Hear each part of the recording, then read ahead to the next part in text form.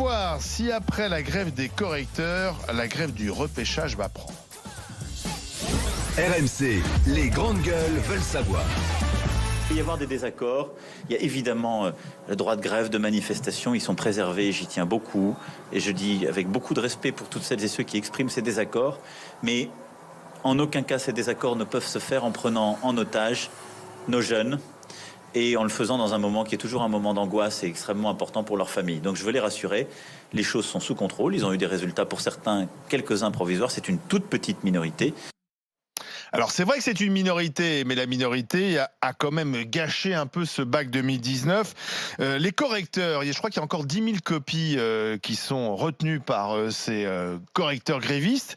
Ces mêmes correcteurs grévistes veulent, pour certains, en quelque sorte biaiser le rattrapage. Vous savez qu'il y a 3 jours de rattrapage en ce moment, ce sont des oraux pour ceux qui n'ont pas eu directement leur bac. Certains, comme par exemple, je disais dans la presse, Stéphane, professeur de maths en Ile-de-France, qui vient donc de faire la grève des notes et la rétention des copies, pour protester contre la réforme des lycées, il a décidé d'être généreux avec tous les élèves. C'est-à-dire il dit, je vais faire en sorte qu'ils aient tous leur diplôme. Et ils vont arriver, je vais leur dire combien il te manque pour le rattrapage et je vais leur donner la bonne note. Alors, on n'a pas le droit de le faire, bien sûr, c'est sanctionné pour faute grave. Faire ça encore. Parce que les profs sont tenus, bien sûr, de noter sans aucune autre considération que l'évaluation du travail de l'élève. Surtout qu'en plus, il y a une rupture d'égalité, parce qu'il n'y a pas de raison de donner comme ça à certains le bac et à d'autres non. Qu'est-ce que vous en pensez, Jacques Maillot? Et de toute façon, tu parles de rupture d'égalité, il y a rupture d'égalité. Même dans les décisions qui ont été prises par Blanquer, par exemple, de mettre à la place du contrôle continu, c'est une inégalité de traitement. Quand il n'y avait pas la note, on a mis la note du contrôle continu. D'ailleurs, à la limite, c'est pas conforme au code de l'éducation. D'ailleurs, je vois qu'il y a des avocats qui sont en train... Il y a des avocats qui sont en train de se mobiliser. Il va y avoir des recours, il va y avoir des procédures. Mais avant de parler de ça, les euros de rattrapage, est-ce que tu comprends que certains décident de continuer à faire grève? C'est un droit constitutionnel. Non. Non, ça c'est pas autorisé, c'est pas le droit. Ah non. Le droit de faire grève, c'est que tu ne travailles pas. Là, ils travaillent, mais ils sabotent. C'est pas la même chose, Jacques. Ah non. Oui, c'est vrai. Ah non, Jacques. Non. Grève, c'est je ne travaille pas, je fais grève. Là, je travaille, mais je fous le bordel, quoi. Je suis payé. Ce sont des lanceurs d'alerte. Oui, c'est ça. Non, mais ils seront pas payés finalement. Ça a été annoncé par le ministre. Ceux qui retenaient les copies seront payés. Ceux qui retenaient les copies. Là, encore une fois, c'est du sabotage. Le mec, il va mettre fin à tous les mots. Il sera payé. Il est payé et il fait pas le boulot. Oui, c'est David. Comme ça, finalement, il gagne sur toute la ligne. Désolé, moi, j'étais déjà scandalisé par l'idée de... Il met 20 à tout le monde, c'est bon. C'est bon pour qui? C'est bon pour les élèves. Non. Ça fausse les choses, Jacques. C'est vrai qu'entre retenir les copies comme c'était le cas lors de l'épreuve écrite et là mettre des bonnes notes à tout le monde, je pense que cette attitude-là c'est la moins. Oui, mais celui qui n'a pas. Oui, mais attendez. Parce que moi, vous êtes dingue. Mais celui qui n'a pas. Non, mais celui qui n'a pas un prof gréviste, donc il n'aura pas forcément 20. Donc oui, c'est injuste. C'est injuste, mais moi, encore une fois, ce que je vois, ça n'est que l'intérêt de l'élève. Je trouve de toute façon que ce soit la rétention des copies ou que ce soit là cette attitude, je trouve ça absolument déplorable. Moi, la prof de philo de mon fils, puisque c'était les profs de philo. Et ton fils a le bac? Qui retenait les copies, il a eu le bac. Bravo.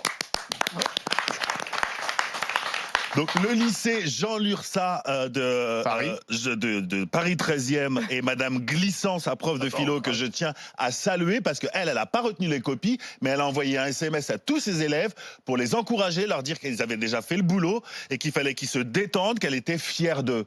Ça donne d'autres résultats que la menace de rétention de copies. C'est peut-être la majorité des profs. C'est peut-être les vrais bons profs, c'est ceux-là. Moi, c'est certainement ça. C'est quelqu'un qui a une vraie conscience de son boulot, de ses responsabilités, la volonté d'accompagner les enfants jusqu'au bout et même leur envoyer un petit SMS pour les porter jusqu'à l'épreuve parce qu'il y a des gens qui sont terrorisés par l'épreuve. Donc moi je préfère une attitude comme ça qui est responsable. Peut-être qu'elle refuse aussi cette réforme, cette prof, mais elle a estimé qu'elle n'avait pas à prendre ses élèves en otage pour combattre une réforme qui va avoir lieu dans quelques années. Et ça, je trouve ça vraiment super bien de la part de cette prof. Fatima. Bon, j'espère qu'on aura au téléphone quelqu'un pour expliquer. Parce que personnellement, un enseignant gréviste nous appelle au 32-16. Personnellement, si on parle que de la méthode, pour moi, comme je l'ai dit pour la première partie, là, c'est la même chose. Pour moi, la méthode est contre-productive est injuste. Alors vous dites oui, mais c'est bien, on met 20. Mais non, mais après c'est la valeur même de la note, la valeur de l'examen, la rupture de l'égalité. Il y a plein de choses. Après, lorsque j'entends le président Emmanuel Macron qui nous dit tout est sous contrôle, non, là tout n'est pas sous contrôle. Il y a quand même, c'est réglé, ça a été réglé. En général, quand un président dit tout c'est sous contrôle, je trouve que c'est pas le cas. c'est pas le cas. On a l'impression d'être sur le Titanic quand les pianistes continuent de jouer. Non, écoutez, il y a des parents qui portent plainte pour rupture d'égalité. On est non, c'est pas sous contrôle. C'est pas une situation qu'on appelle sous contrôle. Mais effectivement, moi, la méthode, elle ne me plaît pas. Moi, alors, ce qui m'inquiète, ce sont quand même des jeunes profs qui sont au départ de ce mouvement. Parce que c'est pas un mouvement syndical. Le SNES, d'ailleurs, a un peu couru derrière. Hein. Mais au début, ce sont des jeunes profs. Je me dis, ces profs, ils démarrent. Hein. Ils sont quand même dans une attitude un peu quand même zadiste, j'ai envie de dire, où on sabote. Alors très bien, le droit à la grève. Quand tu es fonctionnaire et quand tu es prof, tu as un devoir aussi. Tu as un devoir d'assurer le service public, d'assurer l'avenir de tes élèves. Je me dis, ces jeunes profs, ils viennent de démarrer. On va les avoir dans l'éducation nationale pendant 40 ans, ben dis donc, ça va être. Qu'est-ce que ça va donner? Il y a quand même deux motifs de grève. Il y a à la fois, ils sont contre la réforme des lycées, ils sont en désaccord, et ça, elle va être appliquée dès l'an prochain. Et en effet, ils sont contre la réforme du bac, qui est pour 2021. Je dirais mais ils peuvent faire autre chose aussi, à un moment donné. Mais je trouve ça quand même que le SNES, la FSU et le SNES, ils appellent à la grève à la rentrée. Ils sont très mécontents. Comme chaque année. Non, mais déjà, pour ces chaque réformes, année, il y a une grève à la rentrée. Pour ces réformes, c'est pas faux. La lutte contre les réformes, elle se fera avec les parents ou elle ne se fera pas. C'est simple. C'est pas les profs. Les profs seuls ne pourront rien. C'est les parents. Et les parents, très souvent, là, ils vont attendre. On va peut-être avoir, par exemple, pour la réforme, ça reste très abstrait pour beaucoup de personnes. Mais les parents d'élèves, de lycéens commencent à s'en rendre compte, par exemple, dans les souhaits, ils disent, tiens, je voudrais telle option, on m'a parlé de plein d'options, ils demandent, et finalement, le seul lycée de la région qui le fait est très très loin. Là, les gens commencent à se poser des questions. Mais la contestation, elle va partir de là. Les profs alors, moi, je voudrais qu'il n'est pas trop tard pour se poser des questions. C'est impopulaire. Cette réforme, elle a été faite en concertation avec les lycéens, puis elle a été avec votée, les syndicats, c'était dans le programme de les Macron, parents d'élèves, les syndicats des parents d'élèves. Les enseignants sont pas élus. Quand on te dit oui, ils n'écoutent rien, ils n'en font qu'à leur tête, c'est factuellement faux. Il y a eu des consultations. Les enseignants ne sont pas propriétaires des copies. C'est l'État qui est propriétaire des copies. Mais les enseignants ne sont même pas propriétaires de l'école. En politique, il y en a un qui est élu, qui applique son programme, et puis si on n'est pas content, il sera battu la prochaine fois. Non, mais contester, c'est une chose. Utiliser les notes ou les copies pour le faire. Tu fais grève, tu vas pas. Et en plus, on va parler que de la méthode après. Alors, je voudrais qu'on donne la parole au coprésident de la FCPE, c'est la Fédération des parents d'élèves, parce qu'effectivement, il y a des parents qui veulent saisir la justice pour rupture d'égalité, puisqu'il y a différence de traitement entre ceux qui ont gardé leurs notes du bac et ceux qui ont bénéficié des notes du contrôle continu en raison de cette grève. Rodrigo Arenas, bonsoir. Bonjour, pourquoi bonsoir? Bonjour, à 10h43. Tout est sous contrôle. Ça concerne beaucoup de gens, en fait, beaucoup d'élèves. Pardon? Ça concerne beaucoup d'élèves, en fait. Eh ben en fait, on n'en sait rien. Voilà. C'est ça. Par contre, juste réagir sur, je ne sais pas quelle histoire on vous a raconté sur la consultation des corps intermédiaires que nous représentons, et nous sommes aussi élus par nos pairs, contrairement à ce qui se dit, contrairement à la porte-parole du gouvernement qui est nommée. La concertation n'a pas eu lieu dans les termes que vous estimez. D'ailleurs, toutes les critiques que nous avons pu faire, c'est-à-dire entre l'intention ministérielle, où certes il y a un programme qui a été fait, mais les ressources disponibles sur le terrain, la différence de décalage entre le nombre d'enseignants pour pouvoir mettre en œuvre cette réforme, nous avons alerté sur le fait qu'elle ne serait pas applicable, et d'ailleurs nous le voyons puisque l'universalité d'accès aux spécialités au nombre de 12, nous avions alerté sur le fait que ce ne serait pas réalisable, on nous avait informé du contraire, et in fine on se retrouve à 7 ou 8 grand maximum avec des choses aléatoires, et les parents vont se rendre compte à la rentrée que entre les choix qu'ils voulaient pour leurs élèves et la réalité de disponibilité de place, il y aura un gap qui va être compliqué à tout le monde parce que c'est une réforme qui est extrêmement technique. Et la solution est la bonne? Pardon? Et combien même seriez-vous dans la vérité? Vous pensez que la solution, moi je suis parent, pardonnez-moi, je suis parent, est-ce que vous pensez que la solution qui a été mise en place pour la première partie du bac et là pour le rattrapage est la bonne? Mais nous, on n'est pas enseignants. D'ailleurs, vous m'avez jamais entendu dire que nous pensions que cette situation était la bonne. Ce que nous avons toujours démontré en tant que fédération de parents, c'était que le dialogue était rompu depuis des mois et que nous allions arriver à cette radicalisation. Donc, il n'y a pas de surprise. Et d'ailleurs, sur votre antenne, nous avions appelé en tant que fédération à ce que le chef de l'État s'en mêle pour amener de l'apaisement. Et force est de constater qu'en tant que chef des armées, d'ailleurs, parce que c'est aussi sa fonction, il a préféré utiliser un vocabulaire qui a une résonance particulière dans notre pays. Je tiens à rappeler que les otages, c'était le Bataclan. Les otages, c'est certains de nos compatriotes. Ce reproche-là m'a été fait, monsieur. Monsieur, pardonnez-moi. Monsieur, personne ne parle des otages du Bataclan. Excusez-moi, monsieur, lorsque ce sujet a été traité ici, j'ai moi-même effectivement été le premier à employer cette phrase, qui est un élément de langage que vous faites mine de ne pas comprendre. Ça ne vous honore pas. Ça ne vous honore pas. Je suppose que vous avez très bien compris ce que je voulais dire lorsque je parlais de prise d'otage. Je suis désolé, moi j'ai un fils qui passait l'examen. J'ai un fils qui passait l'examen. Je trouve absolument inqualifiable cette manière de faire et je l'assume.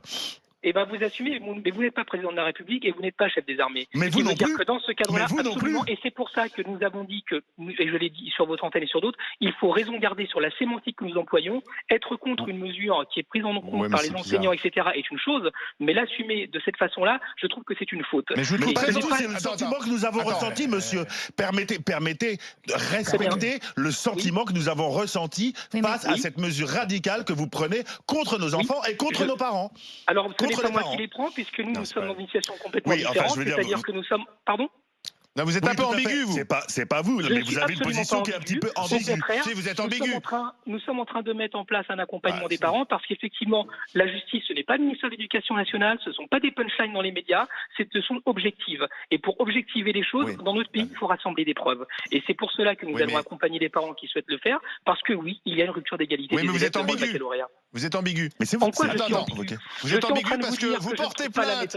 Vous portez plainte contre l'éducation nationale, mais vous pourriez porter plainte contre les profs grévistes qui ont saboté le bac. Mais si, la FCPE est ambiguë. La FCPE, vous êtes anti-Blanquer. Et donc, en fait, vous avez envie de soutenir les profs grévistes, mais comme vous êtes parent d'élèves, vous dites que je ne peux pas aller jusqu'au bout. Vous trouvez raison, il n'y a pas de problème. Premièrement, nous ne portons pas plainte contre rien. Non, nous avons appelé au dialogue. Vous n'avez pas dénoncé la grève des correcteurs. C'est la sémantique. Ce que vous retenez dans cette histoire, c'est la sémantique. Vous êtes en train de nous expliquer que le souci, c'est Emmanuel Macron qui aurait dit menace d'otage. Laisse-le parler, il est au téléphone en plus. Alors, je suis en train de vous dire que oui, il y a une émotion des parents qui trouvent scandaleux d'utiliser ce terme-là parce qu'il y a des parents d'élèves dont certains ont eu des victimes très clairement annoncées sur les situations que vous avez évoquées sur les questions de prise d'otage. Donc oui, il y a une résonance particulière dans notre fédération. Donc c'est ça qui vous choque, mais pas le sabotage. Excusez-moi de le dire, c'est aussi notre liberté de pouvoir réagir aux propos du chef de l'État. Vous venez de parler de victimes, monsieur. Vous dire que nous n'avons pas d'ambiguïté, nous avons appelé au dialogue et amené à la sérénité et que nous n'avons pas trouvé normale la situation dans laquelle nous sommes. Mais ajouter de la radicalité sur la radicalité, ça ne sort pas du problème. Donc, oui, mais vous portez plainte contre l'éducation nationale et pas contre les profs grévistes. Donc vous avez choisi votre camp. Nous ne portons pas plainte contre l'éducation nationale. Vous ne pouvez pas dire ça. Assumez-le en tant que fédération politique. Vous êtes dans une caricature absolue et je vous redis encore une fois, monsieur, je ne peux pas vous laisser dire que la FCPE porte plainte puisque ce n'est pas vrai. Non, ça d'accord, mais vous accompagnez les parents. Vous accompagnez les parents. Je suis en train de vous dire que oui, nous sommes une fédération d'utilité publique. Nous l'avons déjà fait par le passé sur d'autres situations. Oui, nous allons accompagner les parents qui souhaitent défendre leurs enfants, mais sur des bases objectives. Et l'objectivité, c'est pas dans la presse. L'objectivité, ça s'appelle la justice. Par ailleurs, assumez, ça ne me gêne pas, moi, mais assumez clairement votre opposition. Et vous remarquerez dans votre temps... Vous êtes contre la politique de Blanquer, vous avez le droit, mais dites-le clairement. Assumez-le que vous soutenez la grève des correcteurs. Mais pourquoi vous voulez me faire dire que c'est faux ? Enfin, c'est incroyable. Parce que depuis le début, vous ne dénoncez que ceux qui sont contre la grève. Votre émission et vous voulez me faire tenir des propos qui ne sont pas les miens. Excusez-moi de vous dire que vous vous trompez et que vous dites non, je ne peux pas, mais je ne vais pas vous dire que vous avez raison sur quelque chose que vous avez tort. Non, mais monsieur Arenas... Excusez-moi de vous le dire comme ça, oui. Pardonnez-moi, monsieur Arenas, vous me reprochez d'utiliser le champ lexical des attentats quand je parle de prise d'otage, et vous, pour justifier votre propos, à l'instant, vous parlez de victime. D'autres vous diraient que le victime, c'est aussi un terme qui s'adapte à un champ lexical très particulier. Je pourrais vous reprocher exactement la même chose. Alors, je vais vous redire ce que j'ai dit. Ce qui me gêne, monsieur, pardonnez-moi. Ce qui me gêne, monsieur, c'est que je suis absolument certain, monsieur, je finis ma phrase. Ce qui me gêne, c'est que je suis sûr que vous êtes absolument vous avez parfaitement compris ce que j'entendais, ce que je voulais dire quand je parlais de prise d'otage et que c'était l'illustration d'un sentiment. On passe à autre chose. Non, mais juste Si vous pour vous ça. sentez blessé, c'est votre problème. Mais moi, je ne vous parle pas à vous en tant que Parler du journaliste Bataclan, et c'est de un chant. peu dégueulasse, monsieur Arenas.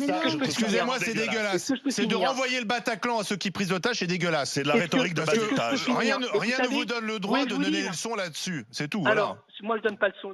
Si. D'ailleurs, je ne parle pas de vous.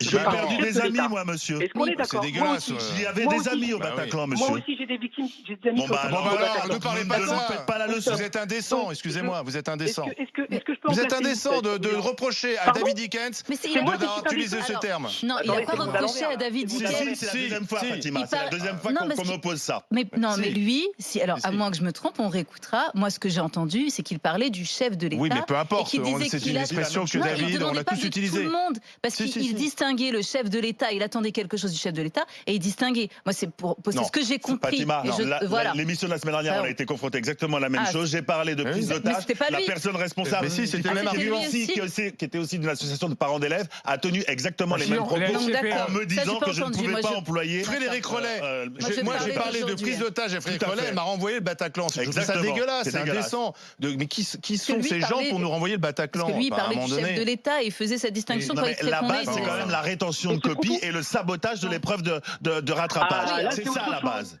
Merci de rectifier votre propos, c'est-à-dire d'avoir des enseignants qui ont eu des mesures de radicalité que nous ne soutenons pas et qui conduisent à dénaturer le sens et la qualité du baccalauréat, et en particulier pour les enfants, parce que ce sont d'eux dont on parle, ça, effectivement, nous nous joignons. Mais excusez-moi de ne pas employer le même vocabulaire que vous, et excusez-moi... Mais c'est de pas pas ça faire le de problème. ça, et Mais je vais vous ne même pouvez pas finir, m'imposer finir votre ma vocabulaire, phrase. monsieur. Et Mais c'est pas finir ça ma le phrase. fond du Je problème. ne Oui, parle non, pas c'est- de c'est un- vous. Et d'ailleurs, ce que je dis sur le chef de l'État, je l'ai dit aussi par rapport au ministre de l'Éducation nationale qui a tenu exactement le même discours. Voilà. Donc, assimiler les enseignants à cela, je trouve que c'est une faute. Et je ne parle pas de vous, monsieur. Nous ne sommes ni vous et nous en syndrome de pot de fleurs. Donc, nous ne sommes pas au centre du jeu. Ce sont les élèves qui sont au centre du jeu. Tout Donc, à fait. oui, je trouve Mais que je suis c'est une parent faute. d'élève. Donc, maintenant, la question qui se passe, c'est que cette radicalité a amené à la situation dans laquelle nous sommes et que oui, je l'ai dit, y compris sur votre antenne, nous, en tant que fédération, nous sommes en train de faire le service après-vente de tout le monde. Ouais. Parce que nos standards explosent. Ouais, Et nous c'est ça. pensons que, contrairement de régler les comptes sur les médias, nous pensons que oui, nous devons accompagner les parents objectivement avec des professionnels, c'est-à-dire des avocats, pour objectiver les situations, parce qu'il y a des parents qui pensent que leurs enfants pourront avoir le bac et tirer profit d'une situation dont ils ne sont pas responsables. La justice, c'est sérieux, la justice, c'est objectif. La Oui, justice, enfin, il y a ce les sont des parents preuves, qui, il y a et les élèves c'est qui vont voir le notre bac job de grâce le à faire. ça aussi C'est système notre job de aussi. le faire. Merci Rodrigo Arenas, merci coprésident de la FCPE, qui